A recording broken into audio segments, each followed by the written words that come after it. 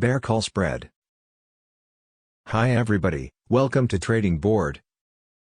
Like the bear put spread, the bear call spread is a two-leg option technique conjured when the view available is reasonably negative.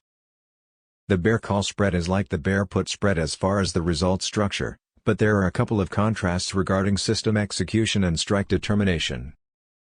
The bear call spread includes making a spread by utilizing call options instead of put options.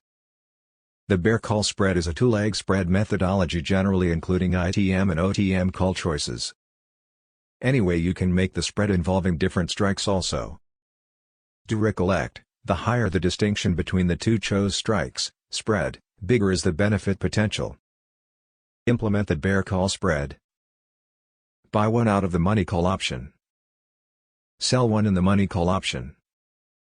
All strikes belong to the same underlying. Belong to the same expiry series. Each leg involves the same number of options.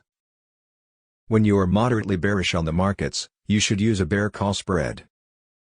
When call option premiums are higher than put option premiums, you prefer a bear call spread over a bear put spread. Profits and losses are both limited.